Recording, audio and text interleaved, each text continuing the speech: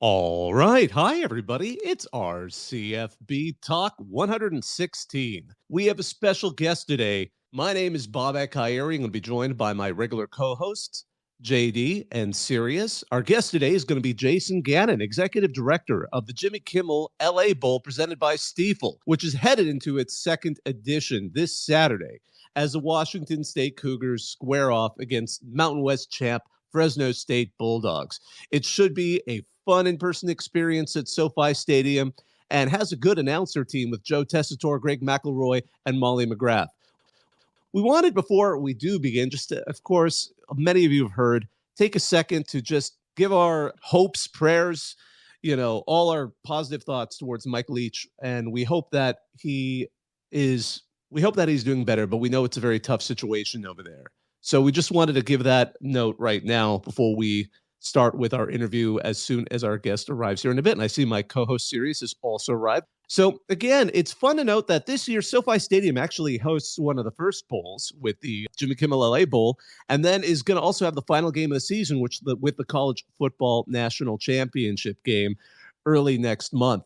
And, as most of us remember, earlier this year it hosted the Super Bowl, and it's going to co-host the opening and closing ceremonies of the 2028 Olympics. It's got a lot going on. In fact, I think this next year, they're also hosting WrestleMania and CONCACAF Gold Cup final in soccer. So a lot of interesting stuff is going to be happening over at the LA Bowl. And again, Jason's going to be joining us shortly. He's also managing director of SoFi Stadium in Hollywood Park. So I'm really excited. We're going to get a chance to talk to him not only about this specific game, but just what it goes into managing a major stadium and development such as Hollywood Park. In this role, he's had the primary oversight over Hollywood Park and its operational components, which includes SoFi Stadium, the performing venue, the YouTube theater, retail office, hotel, all of that stuff in a 298-acre development that was developed in Inglewood by Kroenke and Companies. He is responsible for all business matters regarding the project, including business development, marketing, sales, communications, government affairs,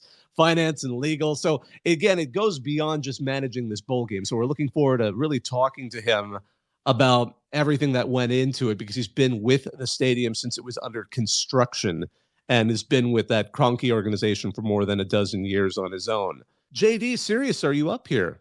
Yes, we are up here. I am thoroughly excited for this conversation because, again, not only is it fun to talk all the logistics and the behind-the-scenes stuff of how does a major stadium like this operate and actually put off the logistics to put off a bowl like this, and especially when you have so many other events happening as well. But this is also going to be a really fun matchup as well. I mean, Fresno State and Washington State have two incredibly fun, dynamic quarterbacks, and it's going to be incredible to watch these two offenses go off and play against one another. I mean, Wazoo's quarterback, Cam Ward, Fresno State's quarterback, Jake Haener. This is going to be a fun battle between Jeff Tedford, between Jake Dickert, who is also going to be calling plays on the defense for Washington State after losing his DC over to Arizona State.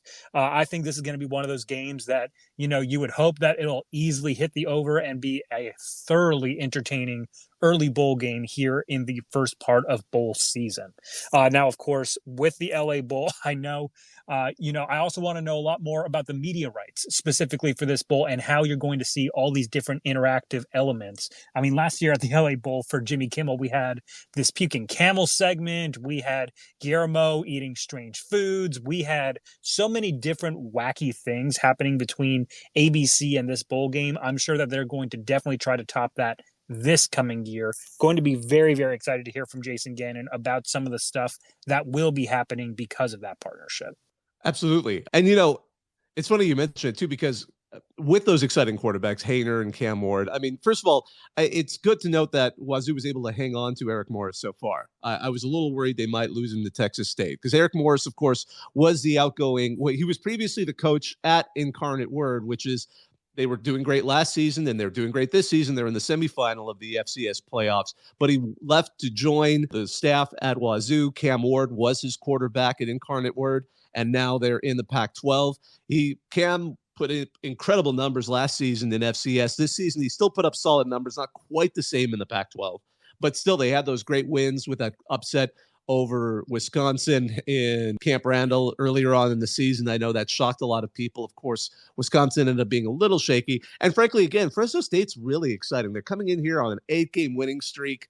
It culminated with them beating the only conference opponent they lost to, Boise State, in the Mountain West Championship game at Boise. So that growth, that sort of rise with the Fresno State Bulldogs, it's going to be exciting. And I'm expecting we're going to see quite a few of their fans at the stadium being so close. I mean, Southern California, I'm a Southern California boy. I grew up in the Central Valley in between Fresno and Bakersfield. Oh, it looks like our guest is here. So let's go ahead and send him an invite to speak. We'll get him up here. And Sirius, by the way, have you had a chance to get connected?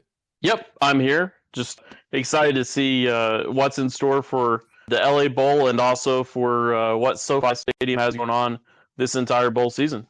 Yeah, that's one of the nice things about this particular bowl game. It's in one of the nicest stadiums, in America. I mean, it's almost a brand new stadium.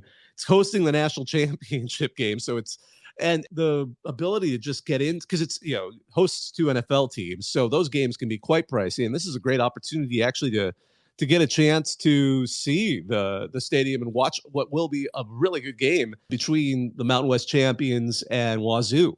Oh, there. It sounds like we got you. Jason, are you with us? Hey, guys. Yeah. Good afternoon. Yeah. Hi. Welcome. So, yeah, we've been taking this time just to talk about how excited we are for this matchup. Because obviously, as we were saying, you've got 2 great quarterbacks with Jake Hayner and Cam Ward. You've got experienced coach with Jeff Tedford, a rising coach with Jake Dickert. What are your thoughts about this game? It's most of my job. I don't get asked what I think about the game that's being played in the building. I think this is one of the few exceptions with the LA Bowl each year that I really personally get excited as a fan of college football. And the first thing I see, listen, Fresno State coming off 8 wins in a row, a ton of momentum coming into this game, exciting quarterback, as you just said. And then you got a Washington State team that's won 3 out of the last 4. I think both teams are playing really good football right now, and we couldn't be more excited to host them coming up this Saturday. It's going to be a really exciting environment in a really great stadium. But, as a guy who makes sure that this event actually happens, what are some of the things that you are the most excited about presenting this upcoming week for this bowl game? Well, I think, for us, Los Angeles is such a great college football town.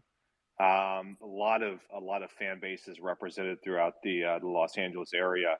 And college football is really important to us from a story perspective and what it is that we set out to deliver from SoFi Stadium every year. And so for us, it's an opportunity to get people not only from the Central Valley, from Fresno State and their fan base, and Washington State and their fan base into the building to experience, but really it's an opportunity for us to open our doors to college football fans here in Los Angeles. And, some fans that may not have been able to come and see the building yet in action for a concert or an NFL matchup, but to be able to cut in really at an affordable price point here into the building. Yeah, we were commenting on that earlier. It sounds like the prices start at $35, which is an exceptional deal for what is one of the premier stadiums in America. One of the things I wanted to ask about, though, how has that response been from Bulldogs fans? Because Fresno State is not that far away, and a lot of Fresno fans, one of our media team is a Fresno State guy. He teaches in Los Angeles and has covered games for us in the area. So, we know how big of a population of fans are in the region. Has there been that kind of response that you've seen from the Bulldog faithful? The 2 words, the red wave. Red wave. It's been an incredible outpouring of interest and sales from the Fresno State fan base.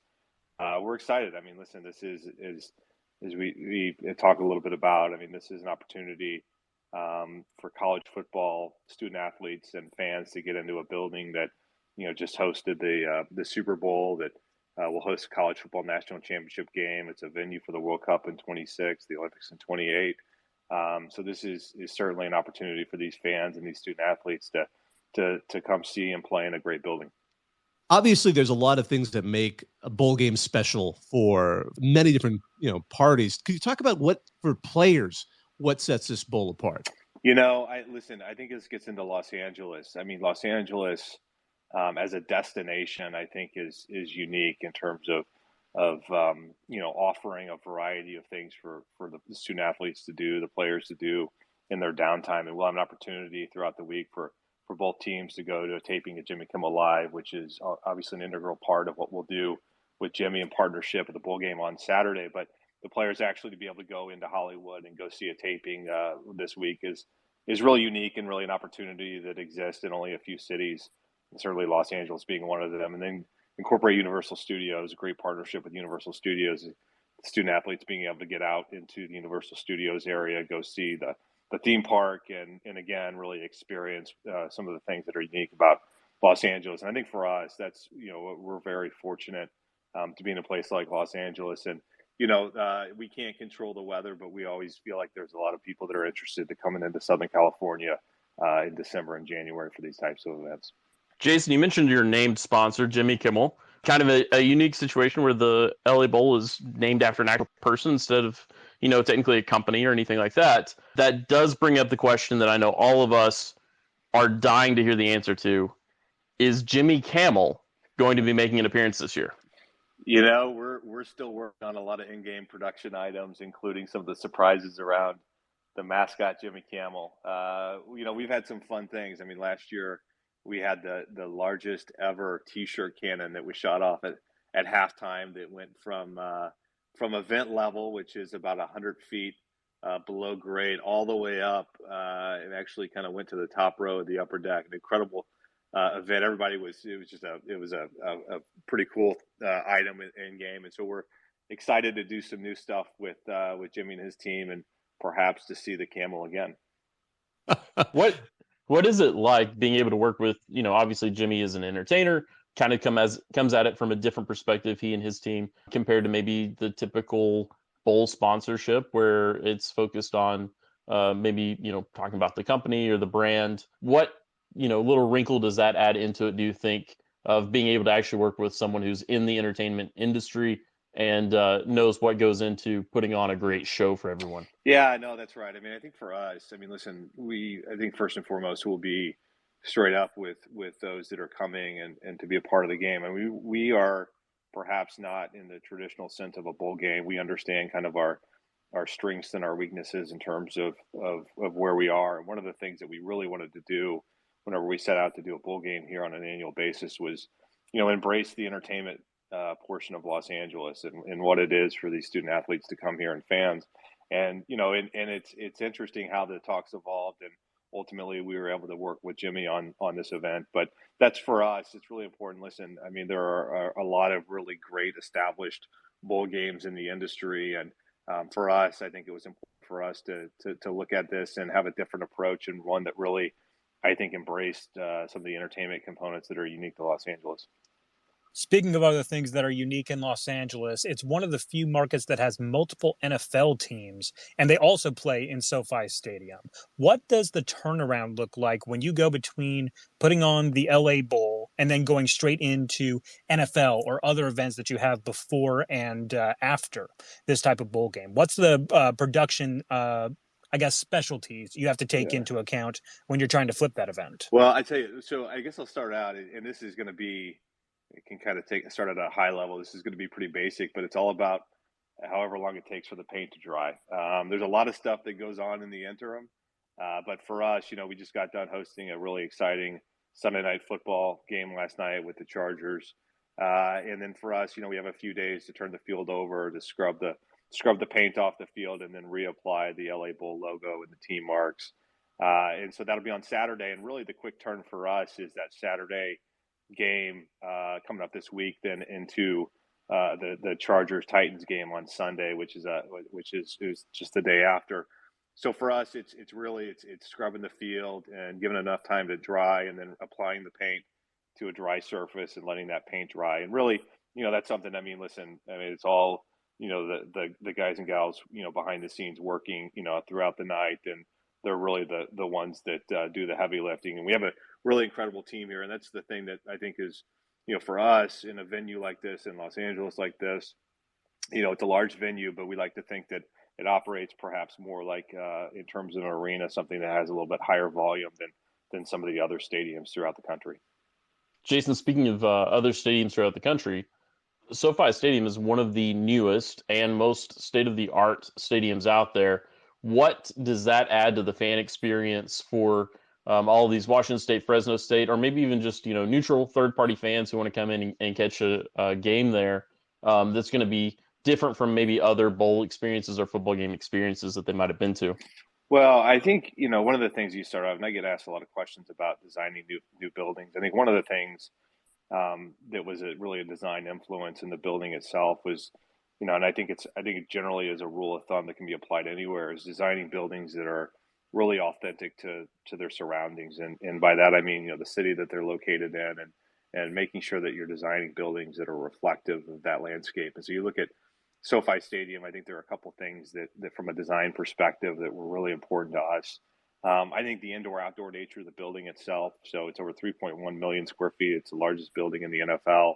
And one of the unique items about our building, or aspects about our building, is although there's a roof canopy, the sides of the building actually are open. So it allows the coastal breezes to come in and out of the building. And really, being in Los Angeles, a lot of the experiences in Los Angeles are really of an indoor-outdoor nature. And so we were able to embrace that from a design perspective. We thought was really important. But once you get inside, to be able to see the clear blue sky through the ETFE roof was important. Being in California, we want to see the blue sky. And but whenever you get in your seat, I think there are things about the building that are unique in terms of the amount of LED display throughout the building. We have 90,000 square feet of 4K LED display inside the seating bowl, of which it's about 70,000 square feet is our dual-sided video board. And that gets into in-game fan experience, how fans consume the game, before, during timeouts, in-game experience, the engagement, is, I think, an ability really to add to the value proposition of the game experience. So the amount of LED display, how we program it, I think, is really unique. And it's not, it's something, obviously the trends are moving in that direction in college football and other venues, but it's something, kind of being one of the latest stadiums to come online. It's something that we have that I think will only continue to be the trend in these types of facilities going forward. I find this particular line of thought really interesting because I have a strong thought and passion for architecture, and I know it was really interesting design by HKS, and you've been a part of the stadium during construction as well, and all of anyone who's worked on any project, there's changes that happen during construction. There's some things that are surprises, both good and bad. Take us a little bit through, I mean, I'm not asking you the detailed process of building the stadium, but, what were some of those things that surprised you during construction and perhaps hopefully good after the stadium was built, things you didn't expect? Yeah, I mean, listen, maybe I'll answer that in reverse order. I'd say, one of the things that we have appreciated the most, and I think has really shown through, not only in football games, but also during concerts. So we have a pretty vertical, the pitch of the seating bowl is fairly vertical, and it creates, it makes it very loud inside the building. I mean, again, the building itself is 100 feet below grade. So we have 8 levels in the building. Our main concourse is level 6. So we have 75% of the building itself actually is below grade. And that creates, in conjunction with a very steep seating bowl, it creates a really loud environment for our fans, and our teams really appreciate that. But it also, during concerts, has created a great acoustical experience and sound quality for the artists. So that's been a really something that as we get into operationally, you can truly appreciate whenever you see the end result and people are in here. From a kind of a macro level, I mean, listen, I was fortunate enough to be a part of the project starting in the very beginning, and working with HKS and our general contractor Turner AECOM Hunt, and incredible professionals. I mean, you look at HKS and their body of work on the NFL side, and you have Lucas Oil Stadium in Indianapolis and US Bank Stadium, both incredible facilities and kind of the benchmark for the smaller market facilities in the NFL. And you have AT&T Stadium, which is just incredible in and of itself. And to be able to pull on those venues with HKS and their professional experiences, and take what really worked well in those venues and then bring it here to Los Angeles, it was a great team and a great effort. And then I think, whenever you do projects like this, I mean, we broke ground on the building in November of 2016. And, we actually, unfortunately went through, 2 100-year events. I mean, and in early 2017, Los Angeles had more rain here in the Southern California region than really the previous 100 years that we incurred a substantial amount of delay on the construction project whenever we were excavating dirt, which is, the probably the worst time to experience a rain event, and then certainly opening the building during COVID was a challenge in and of itself. But ultimately, I don't think, despite those challenges, to be a part of the Super Bowl with the Rams winning it and this past year was just, such a great experience and a reward at the end of that journey. You mentioned the Super Bowl. How useful was that in terms of preparing, not only for, because there's almost a chicken and egg here, because obviously you had the first LA Bowl last season before you hosted the Super Bowl, and now you have the second LA Bowl and then the College Football National Championship, where everyone's excited about in January. How helpful has it been to host, the bowl before the Super Bowl and then the Super Bowl before the national championship game, and how much of those help you, especially from the logistical standpoint? Because again, I appreciate the logistics of this. A long time ago, I helped with a major event in the Staples Arena back in 2000 when it first opened. And I remember logistics, everyone was working out, like, will E3 help them figure out how to do the next major event? And this major event. So for you, what was that like? So it's interesting. So I look at the LA Bowl. This is an event for us. It's an annual event. It's a year-round event. It's really an opportunity for us as a venue it's kind of our front porch to engage with the community. And it's incredibly important for us. It perhaps may not have the same level of notoriety as the College Football National Championship or the LA Bowl, but from a staff perspective, it's really incredibly important for us because it's something that we own 100% of. And so we'll seek to do that on Saturday from a hospitality perspective and just providing an overall experience. Whenever you get into the Super Bowl and the College Football National Championship game, as you guys know, you're coming in years in advance and you're working, you're collaborating. These are, professionals in the industry that put these things on every year, just a different venue and location. And, we've been really fortunate to be able to work with some of the very best in the industry that put on these types of events. And that's the really unique thing about the College Football National Championship game is, there's a lot of unknown and uncertainty in terms of the fan base that's actually going to be there. With the Super Bowl, last year, listen, there's a lot of inventory that's sold, well in advance, notwithstanding who the teams are going to be. And, you get into a situation where College Football National Championship game, you have 4 teams over probably 4 or 5 weeks that you're trying to, obviously plan for and ultimately won't figure out which teams and which fan bases are going to be here until about 10 days before. So there's some unique things about the College Football National Championship game that really we appreciate and add another level of excitement to the game itself. This is certainly one of the newer bowl games that is now on the circuit. The first ever LA Bowl was last year, and negotiations for this game started in the late 2010s.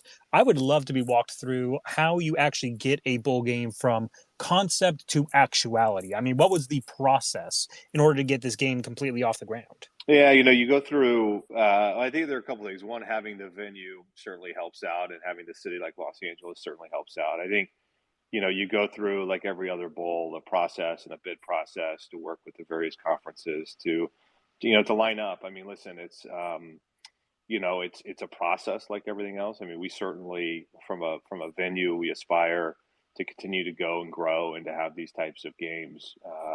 And I think that's the important part is knowing that, whenever we had a building and we made a decision really very early on that we wanted college football to be an authentic part of the story at SoFi Stadium. And really the only way you can do that outside of maybe having a team that actually calls SoFi Stadium home, the next best thing would be is to have an annual bowl game. And so that was really important for us whenever we put together our materials early on to be a part of the process. And, like anything else, it's a process, and there are a lot of other venues and organizations that have been around and have done a phenomenal job. And, we get in line, and whenever our number is called, we're going to go out and perform every year. And that for us is really important. And certainly there's an exciting changing dynamic in college football, and we just want to continue to deliver and hopefully as opportunities come up in the future that will be thought of. So obviously you wear several hats. Beyond just the executive director of the bowl, you're the managing director of Hollywood Park, and of course that includes SoFi Stadium. How do you even describe the mission that you do, or the role that you play in all of this? It is interesting. Kind of, all the hats kind of sitting right there. I think, for us, we have really sought. I mean, fortunate obviously to have two NFL football teams that act as an anchor for the overall 300-acre development. I think it's important as we continue to tell our story here in Los Angeles. They're the big events, but they're also really the 365 nature of what it is that we're building here at Hollywood Park. Hollywood Park is the site of the former Hollywood Park racetrack. It's 300 acres, located in Inglewood, just a couple miles from the ocean, from the Pacific Ocean. Great locations in terms of accessibility, just to the south of the Forum.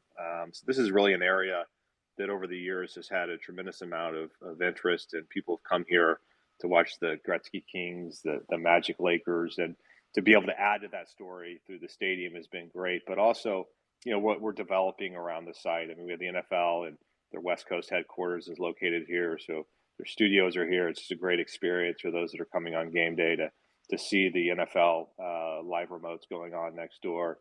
We have YouTube Theater. It's a 6,000 seat venue that we'll have programmed and content over 100 nights a year. We're building residential and retail, 25 acres of park space. We're going to be breaking ground on a hotel here in the near future.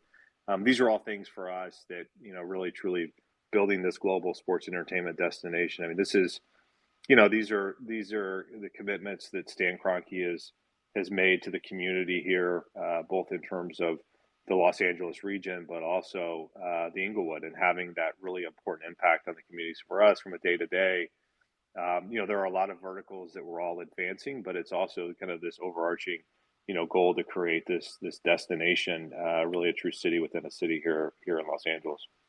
With that type of mixed development, I'm confident that there's a lot of different impacts that you have on the local economy, especially with a mixed use project like this. Do you have any kind of analysis that states it's added X amount into the economy, X amount into tax revenues, or anything like that to really kind of show the impact of this project? Yeah, I'll tell you, we have all sorts of numbers. It kind of, sometimes it can be a bit overwhelming, but some of the things that we're really most proud of in terms of impact. And just keep in mind, 2014, 15, whenever we sat down, we sat down with the community here in Inglewood, the citizens, and really wanted to understand what it is that the citizens wanted out of kind of the next version of Hollywood Park. Keep in mind, the racetrack had just been shut down, and the previous owner was actually working on a mixed-use development without a stadium, but it was going to be a mixed-use development. So we sat down and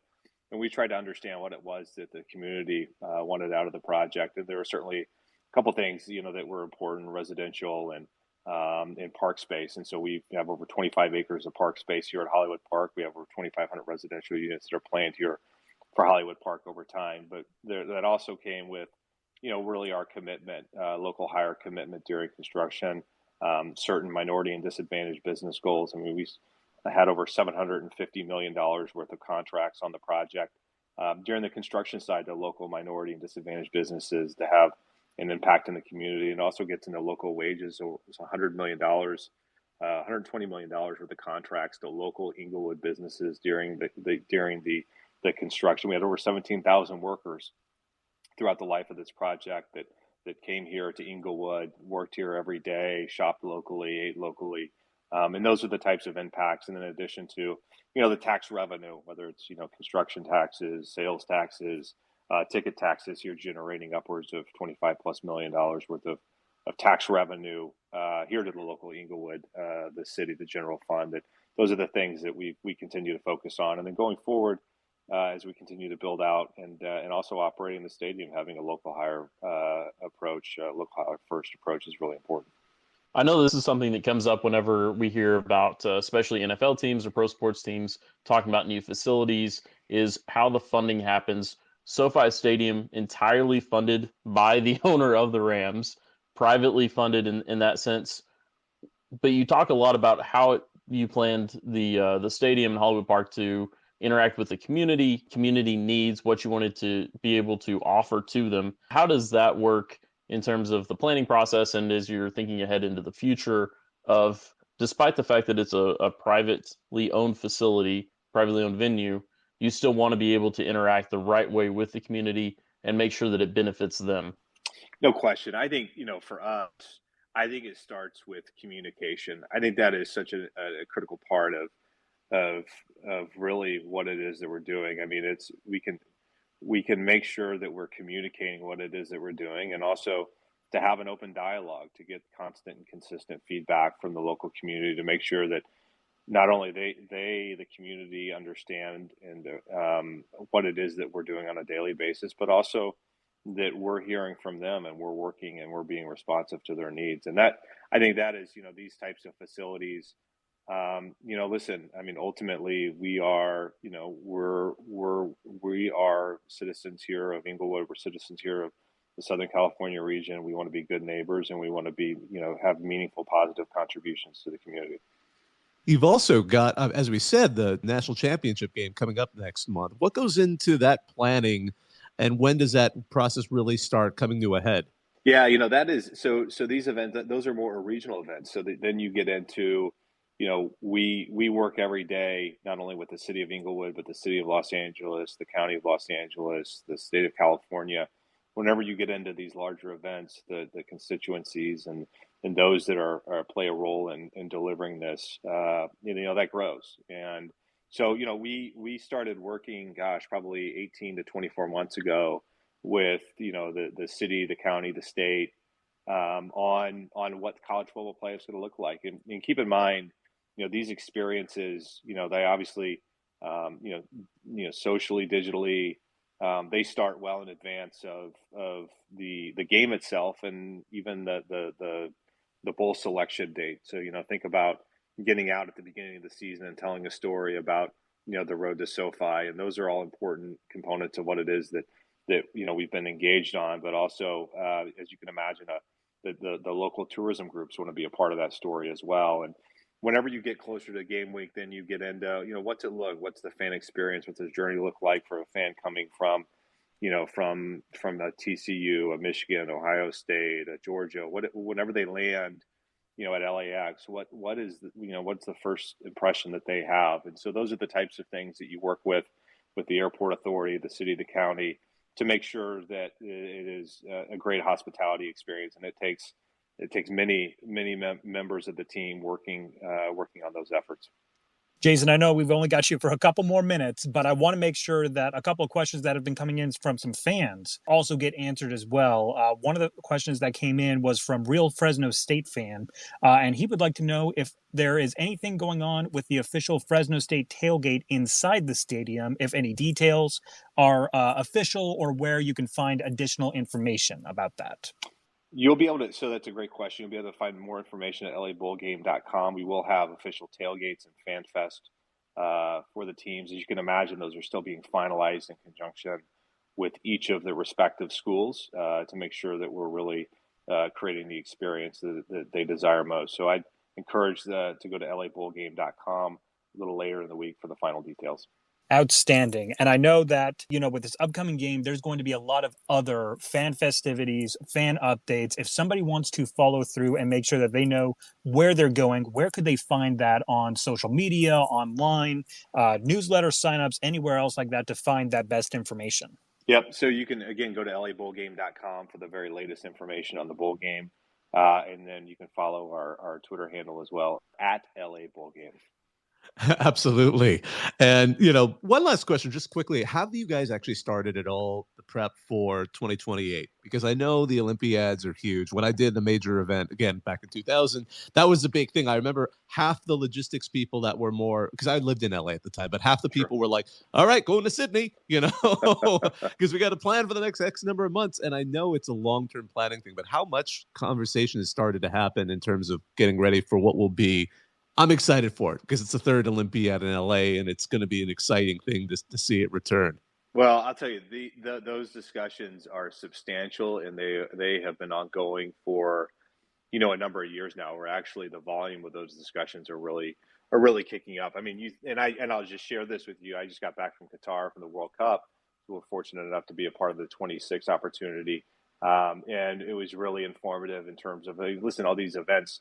They're big events. They continue to transform in terms of the delivery and the fan experience and the expectations. And, we'll have Paris coming up in 24 that will be in terms of kind of a spectator program and a future host venue program that will really help fully inform the 2028 experience for the Olympics and the Paralympic Games here in Los Angeles. But I mean, the great thing about the Olympic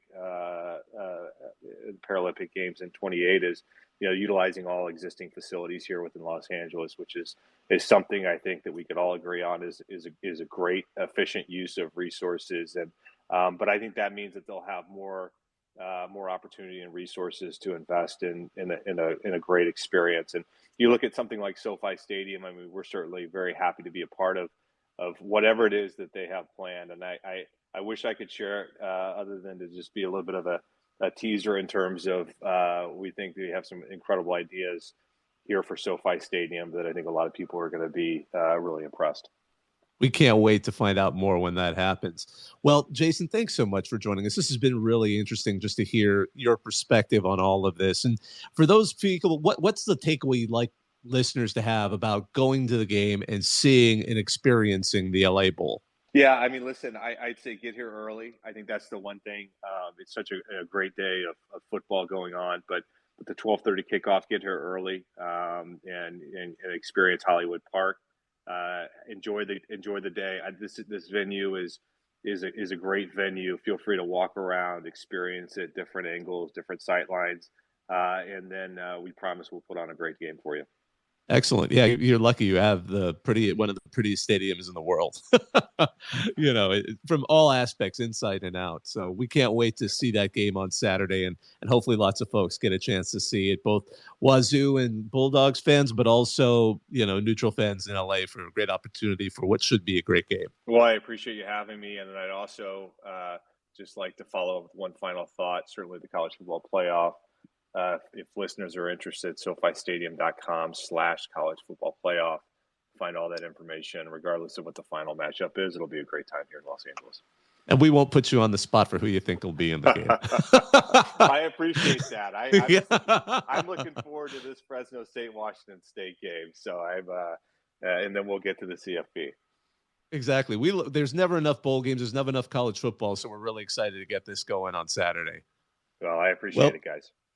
Yeah, thanks. Well, and thanks to all of you for listening in. This was our CFB Talk 116. Our guest was Jason Gannon, Executive Director of the Jimmy Kimmel L.A. Bowl, sponsored by Stifel. So we're going to go ahead and wrap this up. My name is Bobak Hayeri. I was joined by my co-hosts, J.D. Moore and Sirius. Now I'm going to hang up and listen.